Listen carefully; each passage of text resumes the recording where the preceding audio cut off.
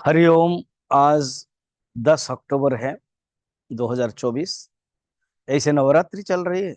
आज अष्टम दिवस है महागौरी। इसके लिए अलग इंस्टाग्राम हम भेजेंगे। चलिए, दूसरा अध्याय के 50 नंबर श्लोक में भगवान बुद्धि योग का आश्रय जो नहीं लेते हैं उनके क्या होता है वो बताया। और बुद्धि योग के जो अवलंबन करता है, अनुष्ठान करता है, उनका क्या होता है बता रहे हैं। श्री भगवान उवाच बुद्धियुक्तो जहातीह उभे सुकृत दुष्कृते तस्माद् योगाय युज्यस्व योगः कर्मसु कौशलम। इस श्लोक में एक प्रसिद्ध श्लोक के लास्ट चरण है योगः कर्मसु कौशलम। ये बहुत मोटो भी ले लिया जाता है स्किल मैनेजमेंट के दृष्टि से। योग की परिभाषा बता रहे हैं। तो योग क्या है? कर्मसु कौशलम। कर्मों में जो कुशलता, the dexterity, the skillness in action is equal to yoga कहते हैं। कहते हैं बुद्धि युक्त का अर्थ है यहाँ पर कर्म योग बुद्धि। जो कर्म योग बुद्धि में जो ऑटोमेटिक कर्मयोग के बुद्धि सांख्य योग में परिणत हो जाती है। बुद्धि युक्त जो जुड़ा हुआ है। जहाति इह। जहाति का अर्थ जो त्याग करता है। यह इस संसार में, अर्थात इस संसार में कर्म करते हुए सुकृत और दुष्कृत, सुकृत और दुष्कृत के जो फल की इच्छा है उसको त्याग कर देता है। उसके अंदर कोई लाइक्स एंड डिसलाइक्स नहीं है और त्याग करता है। उसके बाद कहते हैं तस्मात् देयरफॉर। भगवान कंक्लूजन करना चाहते हैं कि देखो मैंने तुमको बहुत कुछ बताया। देयरफॉर, तस्मात् योगाय युज्यस्व। इसी कर्म योग से जोड़ो। अर्थात युद्ध भी तुम कर्मयोग बना सकते हो। और युद्ध एक संग्राम यज्ञ है। युद्ध एक कर्म योग है। युद्ध एक तुम्हारा स्वधर्म है। उसी युद्ध में, युद्ध रूपक योग में तुम जुड़ जाओ, जोड़ो। क्योंकि तुम अपने आप को लाइक्स एंड डिसलाइक्स रख रहे हो, इसलिए तो तकलीफ होता है। उसको हटाओ। और निमित्त मात्रम भगवान आगे कहेंगे।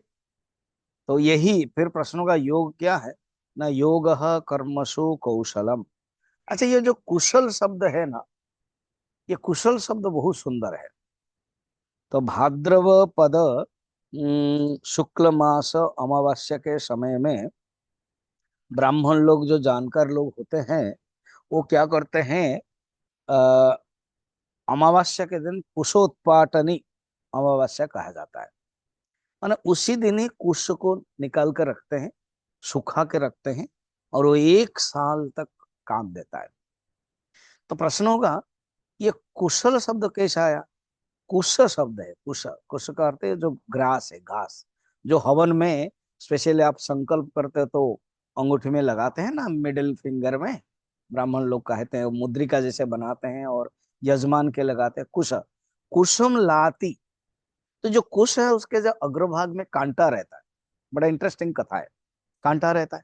उसको इसी ढंग से, जैसे गुलाब को हम पकड़ते हैं, फूल तो लेना है मगर कांटा नहीं लेना। तो कुश को लाती, कुसुम जो लाती, the skillness, the dexterity of the action is equal to कुशल। ना बहुत सुंदर है। तो जैसे अभी आप देखिए, एक एग्जाम्पल देखते हैं, कटहल है। तो कटहल काटने के लिए कुशल तभी चाहिए। कैसे करते हैं? तो आ, तेल लगा देते हैं हाथ में। तो यही कर्मयोग है। अच्छा, मधुमक्खी है। तो मधुमक्खी को जब पकड़ते हैं तो भी किस प्रकार के मधुमक्खी न करे हाथ में, तो वो कुशल है, स्किलनेस है। तो स्किल मैनेजमेंट आजकल सब क्षेत्र में, गवर्नमेंट से लेकर के सब क्षेत्र में माना जाता है। तो भगवान कृष्ण ने यही कहा, तुम कर्म करोगे मतलब पद्म पत्र में भसा। आगे कहेंगे पद्म पत्र में जैसे पानी बिल्कुल, पद्म पत्र पानी से संलिप्त नहीं रहता है, डिटाच रहता है। ऐसे तुम जीवन में अपने कर्म क्षेत्र में कर्म करो और डिटाच रहो। ये ही तुम्हारे लिए कर्मयोग है। इसी योग में तुम जुड़े रहो। तो भगवान बहुत सुंदर रूप में समझाया।